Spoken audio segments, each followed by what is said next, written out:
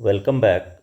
जावा के सीरीज में जावा के टोकन्स में आपको ये जानना पड़ेगा कि आखिर जावा के टोकन्स में क्या क्या चीज़ इंक्लूडेड है।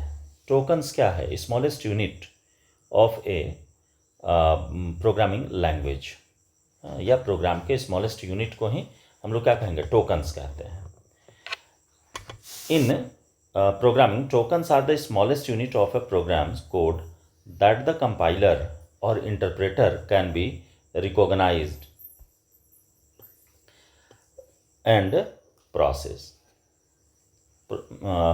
These tokens form the building block of a program, allowing it to follow the syntax and structure of the programming language. यानी कि जो टोकन्स है, टोकन्स प्रोग्रामिंग लैंग्वेज के सारे रूल्स को फॉलो करता है।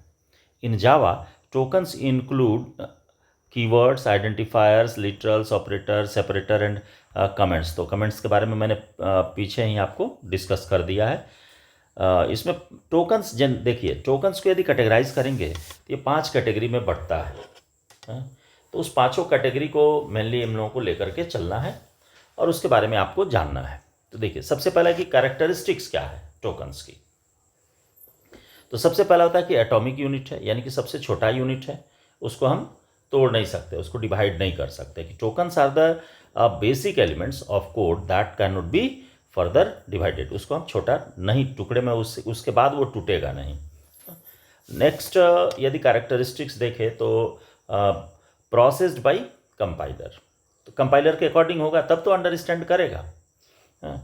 The compiler uses tokens to understand and translate the source code into machine readable instructions. माने हर हमेशा जो टोकन्स है वो कैसा होना चाहिए? कंपाइलर के अकॉर्डिंग होना चाहिए। इसके बाद है ग्रामर रूल्स। तो ग्रामर रूल्स क्या है कि जो सिंटैक्स दिया हुआ है उस सिंटैक्स को ये क्या करे? फॉलो करेगा, यानी कि लैंग्वेज के सिंटैक्स को जो फॉलो करे। तो सिंटैक्स के ये वाई है यहाँ, ये सिंटैक्स रूल को जो फॉलो करेगा उस लैंग्वेज के। मस्ट का यहाँ पर डबल एम हो गया है, ये जरा सा आप लोग ध्यान देंगे, वो टाइप करने में होगा। अब इसमें टाइप्स ऑफ टोकन्स में यदि हम चलें तो सबसे पहला होता है कौन? आपका कीवर्ड्स। तो कीवर्ड्स क्या है? तो कीवर्ड्स का मतलब हो गया कि रिजर्व्ड वर्ड्स, जो कि जावा में रिजर्व करके रख दिया गया पर्टिकुलर वर्क के लिए। तो उसको क्या कहेंगे? रिजर्व वर्ड्स कहते हैं। तो उसी को कीवर्ड्स कहा जाता है। तो जावा में टोटल 68 रिजर्व्ड वर्ड्स हैं।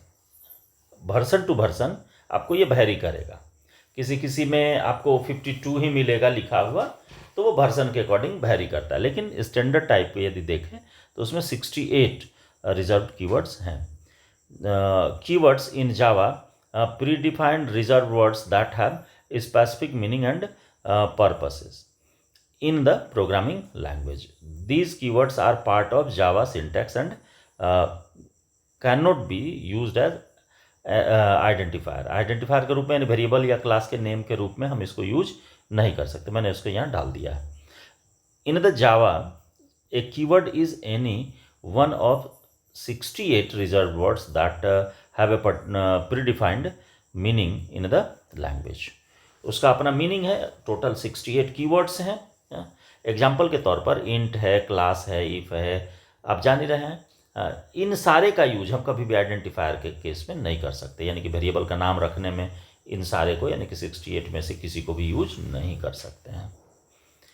इसके बाद है आइडेंटिफायर्स। आइडेंटिफायर्स क्या है? कि नेमिंग वर्ड्स है। नेमिंग वर्ड्स दैट मीन्स कि कैसे हम वेरिएबल का नाम कैसे रखेंगे, क्लास का नाम कैसे रखेंगे, वो सारा कुछ आइडेंटिफायर्स के अंदर आता है। कि identifier in Java is the name used to identify variables, methods, class और other programming elements. Identifiers are created by programmers to refer to elements in a Java program. Programmer के द्वारा ये क्रिएट किया जाएगा और according to the rules of identifier होना चाहिए। क्या है इसका रूल? तो देखिए, आइडेंटिफायर को लिखने का अपना कुछ तरीका है, रूल है। पहला है कि अलाउड कैरेक्टर्स, तो A to Z है, डॉलर साइन है, अंडरस्कोर है, और इसके साथ साथ जब फर्स्ट कैरेक्टर आपका हो गया A to Z से या डॉलर से या अंडरस्कोर से, देन आप बाद में उसमें 0 to 9 यूज कर सकते हैं। हाँ, ये कब रहेगा? तो सब्सिक्वेंट कैरेक्टर रहेगा। कौन कौन? 0 to 9 है, डॉलर है, अंडरस्कोर है, ठीक है। लेकिन नॉर्मली हम लोग जब स्टार्ट करते हैं तो वो A to Z से करते हैं, ठीक है, या डॉलर से करिए, अंडरस्कोर से करिए। उसमें हम स्पेस नहीं यूज कर सकते हैं, कीवर्ड यूज नहीं कर सकते हैं, और ये केस सेंसिटिव होता है। तो देखिए, कैन नॉट यूज कीवर्ड्स कब? जब आप आइडेंटिफायर को डिक्लेयर करेंगे तो उस केस में कीवर्ड यूज नहीं कर सकते। Reserve words like int, class, verb, जो भी आपने देखा जो कीवर्ड्स में, उसको आप यूज नहीं कर सकते। तीसरा है केस सेंसिटिव होता है। केस सेंसिटिव यानी कि कैपिटल स्मॉल में डिफरेंस समझता है कि आइडेंटिफायर्स आर केस सेंसिटिव।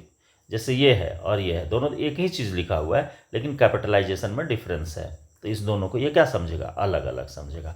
और नेक्स्ट है कि नो स्पेसेस, आप स्पेस नहीं दे सकते। In place of space we can write underscore और dollar. Identifier can not have spaces और स्पेशल कैरेक्टर्स अदर देन ये, इसको छोड़ करके, यानी कि डॉलर और अंडरस्कोर को छोड़ करके प्लस माइनस इंटू डिवीजन में से कोई भी हम यूज नहीं कर सकते। इसके बाद लेंथ है। लेंथ क्या है? कितना बड़ा होना चाहिए? तो इसका कोई फिक्स लेंथ नहीं है। जनरली हम लोग क्या करते हैं कि वेरिएबल का नाम छोटा रखते हैं और मीनिंगफुल रखते हैं। तो एग्जांपल के तौर पर जैसे हम इंट में एज है, डबल में अंडरस्कोर सैलरी है, तो अंडरस्कोर से स्टार्ट हो सकता है, कोई दिक्कत नहीं है। स्ट्रिंग है तो आगे डॉलर साइन लगा दिए, इंट काउंट, और देन अपना 1 2 3 यानी कि नंबर भी आप दे सकते हैं। तो ये सारा वैलिड है, इसीलिए मैंने एग्जाम्पल में इसको दिया था। अब आते हैं तीसरा पार्ट जो है वो लिटरल्स का है। लिटरल्स क्या है? लिटरल्स या कॉन्स्टेंट्स इसको कहते हैं, तो जो कि फिक्स वैल्यू को रखता है। In Java literals are constant values directly assigned to a variable और used in expressions. They represents fixed data in a program such as numbers, characters और स्ट्रिंग्स। तो जो वैल्यू डायरेक्ट हम रख सके जहाँ पर, या जो वेरिएबल में डायरेक्टली पुट किया जाता हो, यानी यूजर इनपुट नहीं करे बल्कि वैल्यू उसका क्या रहे? फिक्स रहे, तो उसको हम लोग क्या कहेंगे? लिटरल्स कहते हैं। तो टाइप्स ऑफ लिटरल्स यदि देखें तो सबसे पहला है कि इंटीजर लिटरल। इंटीजर यानी कि जो इंटीग्रल नंबर को कंटेन करे, यानी कि फ्रैक्शन में जो नहीं रखे, कि represents whole numbers without fraction part, दशमलव वाला पार्ट नहीं होगा। फॉर एग्जांपल देखिए, ए में रखा 10, लेकिन ए कैसा है? इंटीजर टाइप का है। बी इंटीजर का है, उसमें रखा। इस तरीके से आप वैल्यू इसमें रख सकते हैं। तो एक हो गया ये डेसिमल का हो गया, ये 0x लग गया तो हेक्साडेसिमल हो गया, ये 0 लगा हुआ है तो ऑक्टल हो गया, ठीक है, और ये आपका बाइनरी हो जाएगा।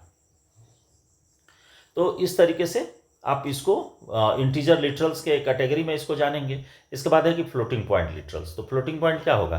कि जिसमें कि दशमलव वाला वैल्यू हो, यानी कि represents number with a decimal point और इन एक्सपोनेंशियल या एक्सपोनेंशिएशन, जिसको कहते हैं E to the power X के, sorry E to the power X में कर रहा हूँ, कि उस पर ई, जैसे मान लो हम यहाँ पर लिखे कि 2.7 इंटू 10 टू द पावर 24, तो इसको हम लिख सकते हैं कि 2.7 E24, ये एक्सपोनेंशिएशन के फॉर्म में है, ठीक है, यानी कि साइंटिफिक वैल्यू या साइंटिफिक नोटेशन कहते हैं।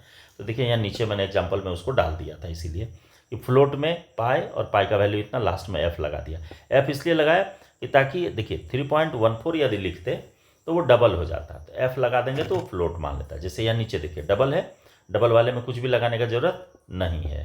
और जब हम इसी को एक्सपोनेंशिएशन के फॉर्म में लिखेंगे तो 1.2 और E3, तो इसका मतलब क्या हो गया?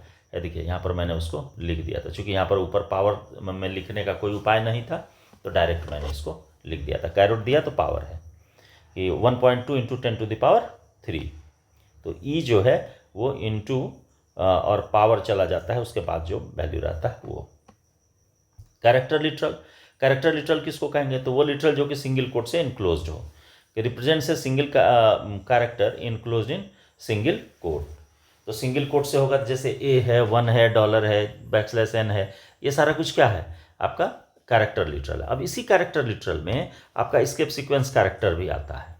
हाँ, तो एस्केप सीक्वेंसेस में क्या क्या आएगा, बैकस्लैश यानी किसको रिप्रेजेंट करता है, न्यू लाइन को, बैकस्लैश टी टैब है, बैकस्लैश सिंगल कोट को रिप्रेजेंट करता है, डबल कोट को रिप्रेजेंट करता है, डबल बैकस्लैश है वो सिंगल बैकस्लैश प्रिंट करेगा, बैकस्लैश यू और 4x यदि देते हैं यूनिकोड कैरेक्टर है, ठीक है। तो ये एस्केप सीक्वेंस कैरेक्टर है, ये मैं ऑलरेडी डाल चुका हूँ, ये आप देख लेंगे वीडियो में पिछले में। इसके बाद है आपका स्ट्रिंग लिटरल। स्ट्रिंग लिटरल क्या होगा, जैसे कैरेक्टर लिटरल सिंगल कोट से इनक्लोज किया गया, स्ट्रिंग लिटरल यहाँ पर देखिए डबल कोट से इनक्लोज किया जाएगा। नंबर ऑफ कैरेक्टर्स होगा, एक कैरेक्टर, एक से ज़्यादा कैरेक्टर होगा, लेकिन ये इनक्लोज्ड होगा किसके अंदर, डबल कोट के अंदर, ठीक है। तो ये हो गया। इसके बाद है बुलियन लिटरल। बुलियन लिटरल क्या है, जो कि ट्रू और फॉल्स को डायरेक्ट वैल्यू को रखे, तो उसको कहेंगे हम लोग बुलियन लिटरल। तो यहाँ पर एग्जाम्पल के तौर पर आप देख सकते हैं कि ये वेरिएबल है बुलियन टाइप का, उसमें ट्रू है एक में और एक में फॉल्स हमने रखा। तो जो याद रखना है कि जो कंटेन करेगा कैसा, ट्रू और फॉल्स को डायरेक्टली, तो उसको कहेंगे Boolean literal.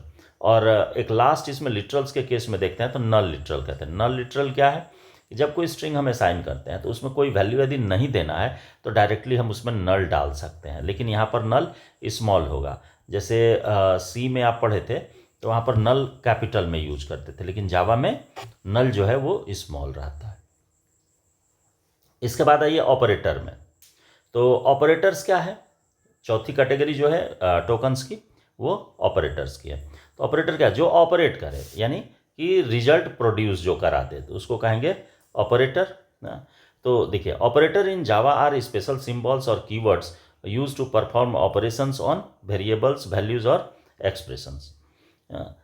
They help in manipulating data and controlling the flow of program. अब देखिए टाइप्स यदि हम देखें ऑपरेटर्स का, तो इसमें सबसे पहला आता है अर्थमेटिक। अर्थमेटिक में आप ये जान ही रहे हैं सारा, plus minus into division remainder. इसका मैंने एग्जाम्पल के साथ प्रयास किया कि सारा चीज़ आपको बताते चलूँ, देते चलूँ। रिलेशनल ऑपरेटर, रिलेशनल ऑपरेटर में क्या आएगा, greater than, less than, greater than equal to, less than equal to, और डबल इक्वल टू और नॉट इक्वल टू, ये सारा आता है। देखिए यहाँ पर मुझसे टाइपिंग में गड़बड़ हो गया, यहाँ बी आ गया, ये बी यहाँ एग्जाम्पल का था, यहाँ से नीचे वो शिफ्ट कर गया। देखिए इक्वल टू है तो ये कंपैरिजन ऑपरेटर, ये लॉजिकली ट्रू और फॉल्स वैल्यू रिटर्न करता है, यानी कि बुलियन रिजल्ट देता है। ये नॉट इक्वल टू है, ये ग्रेटर देन है, ये लेस देन है, ग्रेटर देन इक्वल टू है, लेस देन इक्वल टू है। एग्जाम्पल के तौर पर यहाँ देख लेंगे, नॉट इक्वल टू जो है ए नॉट इक्वल टू बी होगा, ये बी यहाँ चला गया, इंटर मेरे से प्रेस हो गया, तो इसको मान लेंगे कि यहाँ पर है कि ए एक्सक्लामेशन इक्वल टू बी, ये है, ये बी यहाँ ये नहीं है, यहाँ सिर्फ ग्रेटर देन है। अब देखिए इसके बाद आते हैं तीसरी कैटेगरी यदि ऑपरेटर्स की देखते हैं तो उसमें है कि लॉजिकल ऑपरेटर्स। तो लॉजिकल ऑपरेटर्स में क्या क्या आता है, आप जान ही रहे हैं, और है, एंड है और नॉट है। आप आसानी से इसको समझ सकते हैं, ये सारी बातें तो वही है जो पिछले वाले लैंग्वेजेस में आपने देखा है। इसके बाद है bitwise operator. Bitwise operator क्या करेगा, बीट लेवल पर काम करता है। तो बीट वाइज में आप ये जान रहे हैं, एंड और ये हो जाएगा एक्स, और ये आपका बीट वाइज कॉम्प्लीमेंट हुआ, और फिर ये आपका हो गया लेफ्ट शिफ्ट, राइट शिफ्ट, और right shift, zero fill right shift इसको कहते हैं। तो जीरो फिल राइट शिफ्ट, ये सारा ऑपरेटर वही है जो कि हम लोग C++ में देखे हुए हैं। C++ का और C में सेम चलता है ये सारा। ये बीट के लेवल पर काम करता है, और जबकि अर्थमेटिक ऑपरेटर्स जो है वो बाइट के लेवल पर काम करता है। असाइनमेंट ऑपरेटर है इसके बाद। असाइनमेंट ऑपरेटर क्या होगा, जो वैल्यू को असाइन कर, देखिए एक्चुअली असाइनमेंट ऑपरेटर दो तरह का हो जाता है। एक होता है सिंपली जो असाइन करे वैल्यू को, तो इक्वल टू साइन हम लोग यूज करते हैं, और दूसरा होता है self replacement operator. Self replacement operator यानी कि एक्सप्रेशन में अपने आप को इन्वॉल्व करते हुए, ठीक है, अपने आप को एक्सप्रेशन में इन्वॉल्व करते हुए रिजल्ट को अपने में रिप्लेस कर लेता है। तो ये प्लस इक्वल टू का मतलब हो गया कि देखो कि A plus equal to B, तो इसका मतलब हो गया कि A equal to A plus B. इसके बदले हम लोग इसको शॉर्ट हैंड में यूज कर सकते हैं। इसी तरह से माइनस के साथ, प्लस इंटू के साथ, डिवीजन के साथ और रिमाइंडर, यानी कि अर्थमेटिक ऑपरेटर के साथ आप इसको यूज आसानी से कर सकते हैं।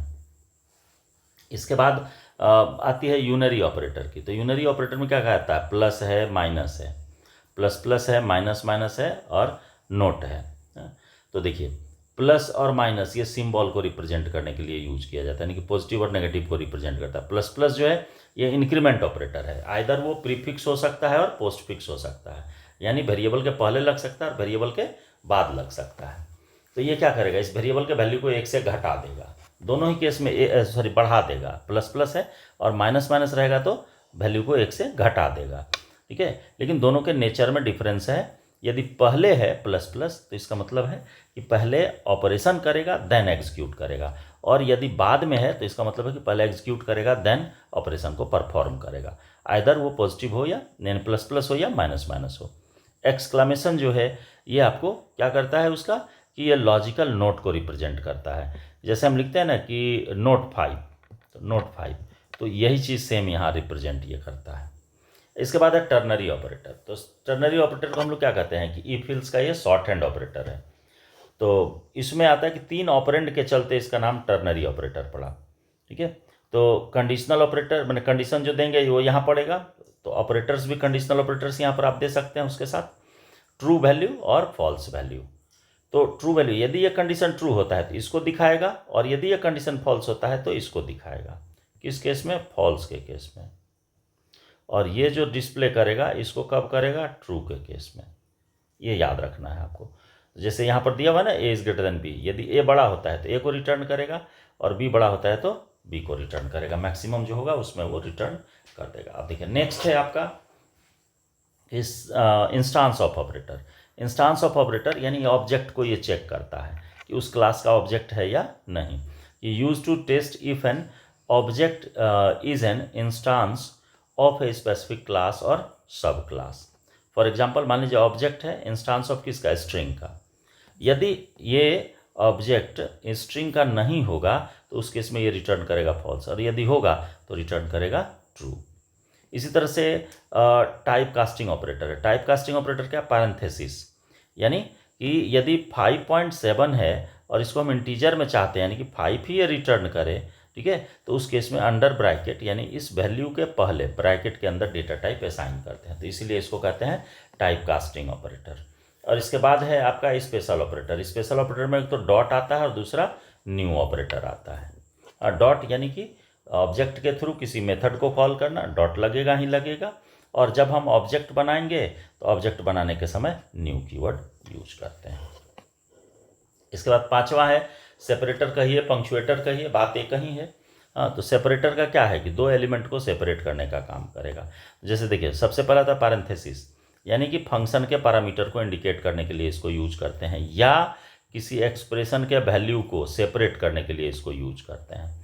कर्ली ब्रेस है, तो कर्ली ब्रेस का काम क्या है कि ब्लॉक ऑफ कोड को बाइंड करने के लिए यूज करते हैं, यानी कि इसको बाइंडिंग के प्रोसेस के लिए यूज करते हैं, यानी ब्लॉक का ये फॉर्मेशन करता है। इसके बाद ब्रैकेट्स है, ब्रैकेट्स यानी square bracket. Square bracket array के फॉर्मेशन के लिए यूज करते हैं। सेमीकोलन जो है ये टर्मिनेटर है, और कॉमा जो है ये सेपरेटर के रूप में यूज होता है। और जो डॉट है, तो डॉट तो आप देखते हैं कि ऑब्जेक्ट को से यदि किसी मेथड को या क्लास के मेंबर को कॉल करना है तो उस केस में डॉट का यूज करते हैं। तो चूंकि देखिए सेपरेटर या पंक्चुएटर क्या है कि वो सिंबल जो कि किसी भी टोकन की कैटेगरी में यूज नहीं हो रहा है या मेंशन नहीं किया गया है, लेकिन प्रोग्रामिंग के अंदर यानी कंपाइलर उस प्रोग्राम का उसको अंडरस्टैंड कर रहा है, तो वो आ जाता है आपका पंक्चुएटर में। तो ये तो रहा जावा का टोकन्स। मैंने स्पीडली इसको कवर कर दिया, सारा कंटेंट बनाने में बहुत समय लग गया। तो आप टोकन्स कंप्लीट कर लें, तो फिर मैं मिलता हूँ अगले वीडियो के साथ अगले टॉपिक में।